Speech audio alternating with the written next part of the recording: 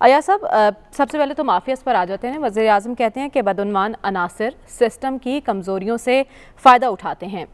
کس کی ذمہ داری ہے یہ کہ ان بدعنوان عناصر کا راستہ روکیں اور یقینی بنائیں کہ لوگ سسٹم کی کمزوریوں کا استحصال نہیں کریں گے؟ اگر آج بھی مافیاز طاقتور ہیں اور سسٹم میں خامیاں موجود ہیں تو کون ذمہ دار ہے؟ کس نے چور دروازے بند کرنے تھے؟ یہ کمال کی باتیں ہیں اور نہایت فضول کی باتیں ہیں۔ آپ کو یہاں کیا صرف بولنے پہ مامور کیا گیا ہے؟ آپ کا یہ کام ہے کہ آپ روز آ جائیں، کوئی موقع ہو، کچھ ایک وہ پھیتا آپ نے کاٹنا ہو اور آپ ایک تقریر کر دیں، فی البدی تقریر، اور آپ اپنا وہ جو ہے اظہار جذبات کر رہے ہوں۔ بھئی آپ وزیر اعظم ہیں اس ملک کے، آپ آبادی کی بات کر رہے ہیں، مافیاز کی بات کر رہے ہیں۔ جس تقریب میں گئے وہ ایک کسان ایگریکلچر زراعت سے ریلیٹڈ تھی۔ کچھ آپ نے کہنا ہے تو کوئی اقدامات کا اعلان کیجئے، کوئی بات کیجئے۔ نہیں ہے تو آپ کی تقریریں کس نے سننی ہے؟ اس ملک نے تقریروں پہ یا باتوں پہ جینا ہے؟ یہ عجیب قسم کا یہ حکومت سازی یہاں پہ ہو رہی ہے۔ بھئی آپ آبادی کی بات کرتے ہیں، کو آبادی کے بارے میں اس موقع پہ کوئی آپ اعلان کرتے کہ یہ ہم پاپولیشن پالیسی اس ملک میں فیلڈ مارشل ایوب خان کے زمانے میں تھی، جب اس وقت کی حکومت بڑی سیریس تھی۔ اس کے بعد یہ ملک چڑھ گیا، اب میں کیا کہوں کہ کن کے ہتھے چڑھ گیا، جو باتیں بہبود وہ کیا کہتے ہیں پاپولیشن کنٹرول جو ہے، فیملی پلاننگ، وہ یہاں پہ شجرہ ممنوع ہو گیا۔ وہ آپ اس کا نام نہیں لے سکتے تھے۔ کبھی آپ کچھ نام لے رہے ہوتے تھے، کبھی کچھ نام لے رہے ہوتے تھے۔ تو آپ آئے ہیں، آپ کو اتنا احساس ہے پاپولیشن کا، تو کچھ کریں۔ زراعت کی آپ بات کر رہے ہیں، کوئی زراعت کے بارے میں کوئی اقدامات کا اعلان کریں نا کہ ہم آج یہ فیصلہ کر رہے ہیں، یہ کر رہے ہیں، کسانوں کو یہ دے رہے ہیں۔ آپ کی تقریروں سے وہ کسانوں کے مسائل جو ہیں حل ہو جائیں گے۔ کئی دفعہ ملک میں کہا جا چکا ہے، ہم پروگرام میں کہہ چکے ہیں، شہر زراعت جو ہے تباہ ہو رہی ہے، زراعت کے لیے وقف زمین تباہ ہو رہی ہے۔ شہر کے شہروں کا پھیلاؤ ایسا ہو رہا ہے کہ وہ زراعتی زمین ہڑپ ہو رہی ہے۔ آپ نے کچھ اس کے بارے میں کیا ہے؟ کچھ اقدامات آپ نے اناؤنس کیے ہیں؟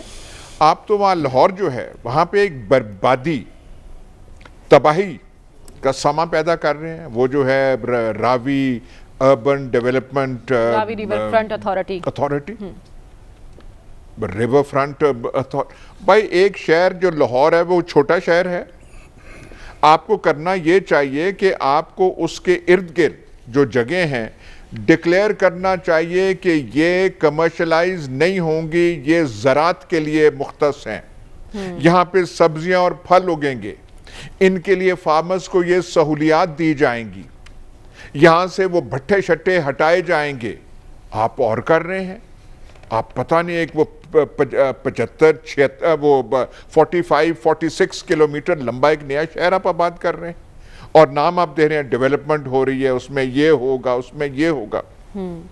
والٹن ایئرپورٹ کی جو زمین ہے وہ شہر کے بیچ میں ہے، اس کو شہر کے پھیپھڑے بنائیے، شہر کے لنگز بنائیے۔ آپ نے پتہ نہیں کن سرمایہ کاروں کو بلا کے اور وہاں پہ کہ جی یہ ایک نیا بزنس ہب بنے گا۔ اور بھائی بزنس ہبز کی کمی یہاں پہ اس ملک میں نہیں ہے، خوراک کی کمی ہے، فصلوں کی کمی ہے، سارا کچھ ہم باہر سے منگا رہے ہیں۔ تو آپ کو یہاں پہ تقریروں کے لیے مامور کیا گیا ہے کہ آپ تقریریں بس وہ کرتے جائیں، اور پھر جو ہے بات بات پہ اسلام آپ لے آتے ہیں کہ یہ کریں اور وہ کریں، اور میں نے اسلام میں بہت جانتا ہوں۔ اور بھائی جانتے ہوں گے آپ، اسلام سے سبق لے کے کچھ کریں، کچھ عمل کریں۔ آپ کی باتوں پہ یہ اس ملک نے چلنا ہے، یہ ساری فضول کی باتیں، اور روزانہ کی بنیاد پہ یہ ہمارے جو عطا اللہ شاہ بخاری جو ہم نے وزیر اعظم چنے ہیں، روزانہ کی بنیاد پہ کرتے ہیں۔ یعنی اب باتوں کا وقت گزر چکا ہے اور عمل کر کے دکھانا ہوگا۔ اس کے ساتھ ساتھ سلمان صاحب، وزیر اعظم نے اعتراف کیا ہے کہ ایک سال میں کھانے پینے کی اشیاء 20 برسوں سے زیادہ مہنگی ہوئی ہیں، اور اس کے ساتھ وہ کہہ رہے ہیں کہ ہم ایسی منصوبہ بندی کر رہے ہیں کہ عالمی منڈی کے اثرات ہمارے ملک میں اشیاء کی قیمتوں پہ نہ پڑیں۔ 3 سال تو ہو چکے ہیں، 2 سال میں کوئی اچھے کی امید رکھی جائے؟ دیکھیں، ایک رجحان پچھلے 10 سال میں سامنے آیا ہے کہ جو بھی پاکستان کے اندر چیف ایگزیکٹو ہوتا ہے وہ چیف ایگزیکٹو کے طور پہ بیان دینے کی بجائے ایسا محسوس ہوتا ہے کہ وہ اپوزیشن لیڈر ہے، کہ وہ انہی باتوں کی نشاندہی کر رہے ہوتے ہیں کہ جن باتوں کے حل کے لیے لوگوں نے انہیں منتخب کیا ہوتا ہے۔ اب انہوں نے تو بھوک کے حوالے سے بھی خطرے اور خدشے کا اظہار کیا ہے، انہوں نے یہ بھی کہا ہے کہ جی اگر ہم نے پیداوار میں اضافہ نہ کیا اور آبادی میں کمی نہ کی تو ہمارا انجام کیا ہوگا۔ تو یہ تو خود چارج شیٹ ہے جناب پرائم منسٹر کے لیے، یہ تو مقدمہ ہے آپ کی حکومت کے خلاف، تو 3 سال تک آپ نے اس پہ پلاننگ کر کے آگے کی طرف چلنا تھا۔ بات یہ کہ اس طرح کی باتیں لوگوں کو اپیل نہیں کرتی۔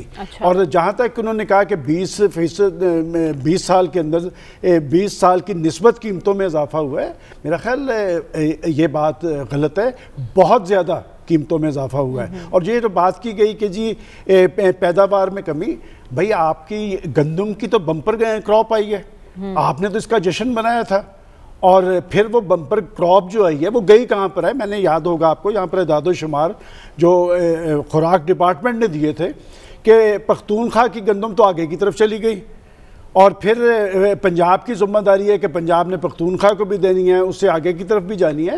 بات یہ کہ پاکستان بنیادی طور پہ ایک زرعی ملک ہے، اور زراعت کے حوالے سے ہم دیکھا کرتے تھے پارلیمانی رپورٹنگ کرتے ہوئے کہ جی ریسرچ کے لیے اتنے 80 کروڑ رکھ لیے، 90 کروڑ، بعد میں جب پتہ چلا اس 80-90 کروڑ میں 95% انتظامی اخراجات تھے۔ زرعی ملک کی ہم بات کر رہے ہیں، میں ہمیشہ سے کہتا ہوں کہ اگر یہاں پاکستان کے اندر فاقہ کشی کی نوبت نہیں آئی تو اس کی بڑی وجہ تو یہ ہے کہ پاکستان ایک زرعی ملک ہے، لیکن آج پاکستان کے اندر آٹے کا بحران، چینی کا بحران، کہ وہ آپ دیکھ لیں کہ چینی تو ہمارے پاس وافر موجود تھی اور گورنمنٹ نے کہا تھا کہ چینی وافر موجود ہے، تو کیا وجہ ہے کہ یہ پاکستان کے اندر امپورٹ کی جا رہی ہیں؟ یہ جاتی کہاں پہ ہے؟ اور یہ جو یہاں سے لے جانے والے یہ کون ہیں؟ مافیاز کی بات کی ہے تو میں تو ہمیشہ کہتا ہوں کہ جناب اپنی منجی تھلے بھی سوٹا پھیر کے دیکھو کہ وہ ندیم بابر، جہانگیر ترین، اس کے بعد آپ یہ آٹے کی سمگلنگ کے جو ذمہ دار ہیں سارے وہاں پر ہی موجود ہیں۔ اور جن جن چیزوں کی بات، اس بات پہ تو مجھے ہمیشہ ترس آتا ہے کہ کوئی ایسی بات جو پرائم منسٹر صاحب نے اپوزیشن میں کہی اور اس کی نفی نہ کی ہو۔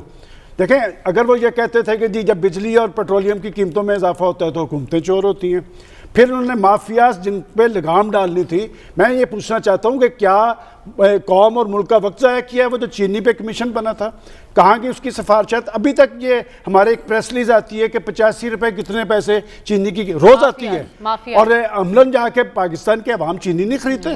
کیا وہ 110 روپے اور 105 روپے اور 106 روپے نہیں ملتی؟ کیا آٹے روٹی کی قیمت 10 روپے نہیں، 10 سے 12 روپے نہیں ہوئی؟